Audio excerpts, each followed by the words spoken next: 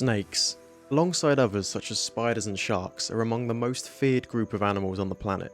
Often associated with evil or deception, many think every snake is deadly or venomous.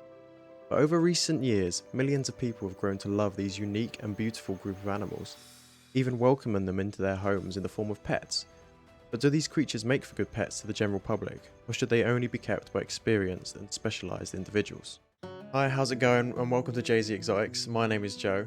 Now, at the time of this video, I have 3 snakes, but I have kept many in the past, ranging from garter snakes to ball pythons to carpet pythons, so I kind of feel like I've got some kind of authority to discuss whether snakes make good pets since I've had them for like the last 10 years.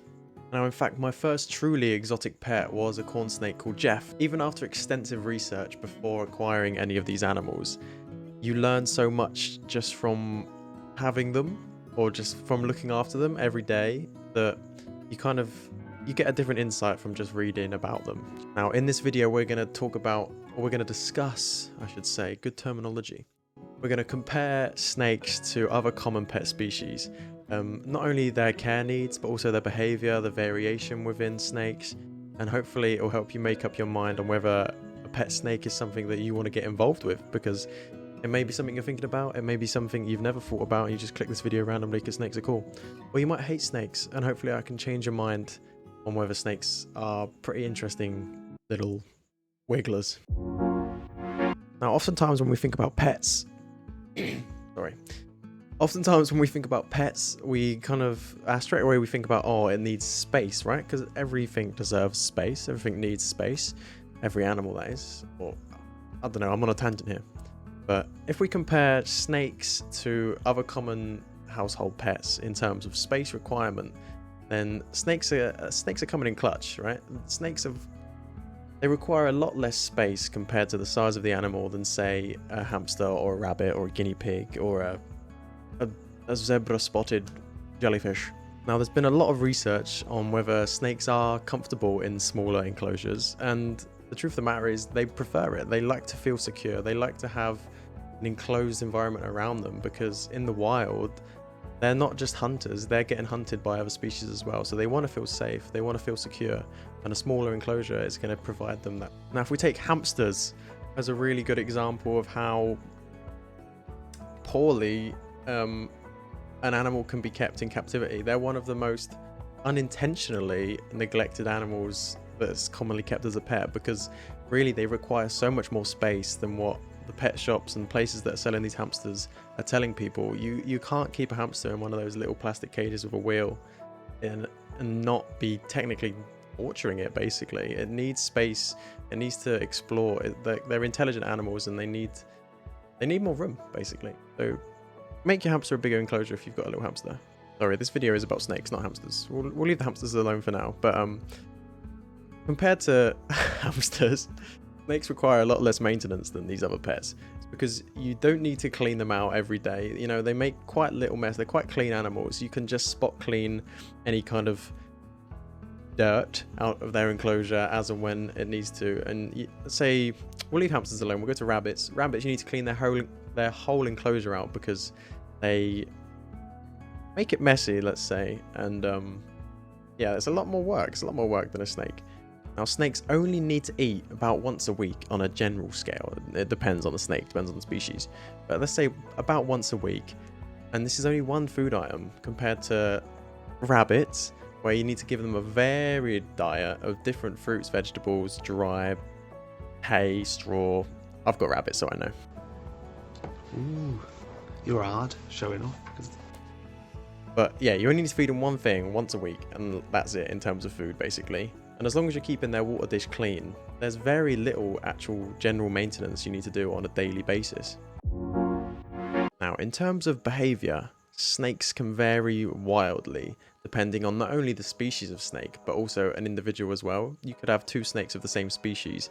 One is the spawn of Satan, and the other is a complete puppy dog that just wants hugs and kisses, right? You'll find that some snakes can be defensive, some snakes can be more food orientated, some snakes can be aggressive, you know, it does happen. Less likely. Now, the degree of handling a snake can also have an effect on their behavior.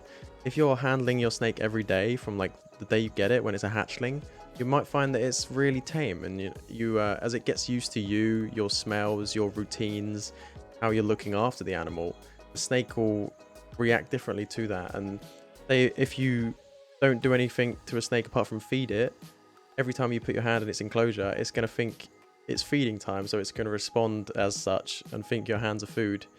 And I've had that happen to me a few times, where a snake has thought I was a dead rat, which is a bit of an insult, but I've had worse. Now, snakes are curious creatures by nature and are often intrigued by new surroundings. Say you put some new decorations in their enclosure, or there's something going on outside, there's people outside their enclosure, you will see curiosity, and it's definitely really one of their main behaviors is just like sussing out their environment, seeing what's new, slithering about, doing snaky things. Now, as I mentioned earlier, snakes do bite, and most of the time you either get a defensive snake or a very food orientated snake. If it's defensive, it's feeling threatened, you're doing something that snake feels like, hey, this guy's about to hit me, and he's defended himself, which is fair enough. Or otherwise, it's very food orientated, it's a hungry snake, and it's mistaken you for food, and that's why you get bit. And out of like the 10 years I've had snakes, every time I've had a serious bite, it's because it's been my fault, because the snake has missed the food item and gone straight for my fingers or my hand. And I'll tell you, a snake fang underneath your fingernail isn't very pleasant, but most of the time, well, every time I've ever been bitten by a snake, it's always been my fault and never the snake's. It's not because I have an aggressive snake, Like other common pets, snakes do need an external source of heat in their enclosure because they are ectotherms, or cold-blooded, and they need that extra heat to be able to function properly, because they can't regulate their body temperature like us mammals can. Yeah, that is one thing you need to take in mind. You need to have a heat mat or a ceramic heat bulb with a guard. You'll learn all this when you do research on the specific snake you want, and it needs to be on a thermostat as well, really, so you can control the temperature and you're not cooking your snake. You don't want a medium rare python. I mean, it might be tasty, but I wouldn't recommend it. Actual enclosures themselves, when it comes to snakes, there's three main varieties that you'll see most commonly: wooden vivariums, glass terrariums, and plastic containers, like a big storage plastic container. They're perfectly happy in those. Complexity and the expense of a snake's enclosure really comes down to you as an owner. A snake can be quite happy in a plastic tub with a heat source, a hide, and a water bowl, and it'll be big chilling. But if you really want to if you want the snake to enjoy its enclosure and for you to enjoy an enclosure, it's worth putting a bit of extra effort in to make it as naturalistic as possible.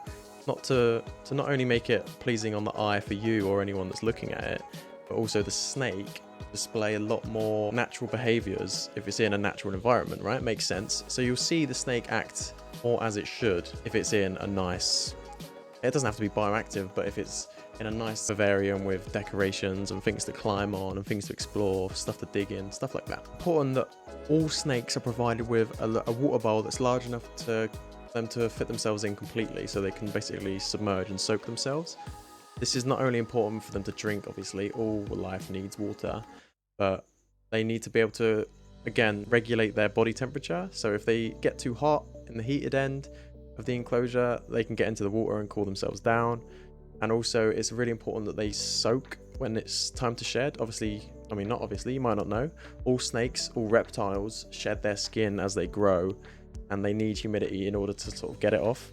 Think about it like lubricating a sock. It's a weird analogy, but yeah. The snake needs water to get out of its skin, basically. It doesn't need it, but it definitely helps.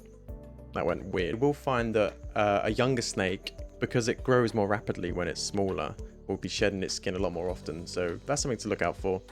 A younger snake will be shedding more often, and an older snake, as it sort of comes to its full size, it will be shedding less often. It will still shed, but a bit less often. So if you're thinking, oh, my snake's not shedding, it might be because it's a bit older. Now, feeding snakes is one of the most unique experiences to do with owning a pet snakes, because not many animals that you might keep as a pet require a dead or a frozen dead rat every week. It's a bit of a random thing, but that's what snakes need. What they eat depends on the size of the snake. You can go from like inkies, which is basically a newborn mouse, all the way up to I don't know, a massive rabbit if you've got a huge constrictor of some sort. But you will get used to it. It seems weird straight away, like you get a snake and you buy some dead rats and put them in your freezer. But you get used to it, you know, thaw them boys out, give them to your snake, he has a grand old time, and you'll learn to enjoy it, you know, respect dead rats. Now please do not take this video as any kind of specific care guide for snakes, you know, you can't watch this video and then go get a snake. Please do extensive research on the actual species of snake that you want, and I'll come on to species in a second. But snake species, their care can be the exact same for two completely different species, or it can vary wildly. So yeah, do not take this video as a care guide. This is just covering snakes as a general basis as a pet. Don't buy a rattlesnake and a reticulated python and put them in a box because I told you so. I didn't. Don't do it. So when it comes to variation within snakes as a whole, or we can call them serpentes is the Latin name of the suborder of snakes. There's a suborder of lizards is the snakes. So a snake is basically a legless lizard. Well, that's a whole different thing. We won't get into that too much.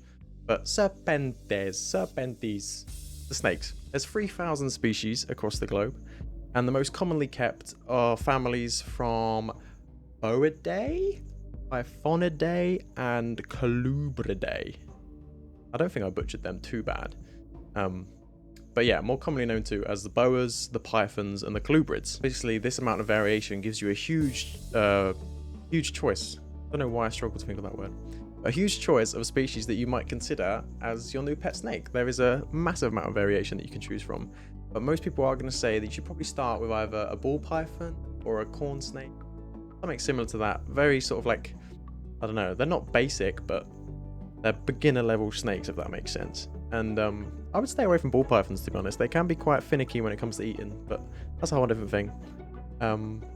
But yeah, if you start with like a beginner level snake, as it were, you can apply what you've learned keeping those snakes if you want to expand into a whole host of wild, wacky snakes. And the care can definitely, the care needs, can definitely transfer.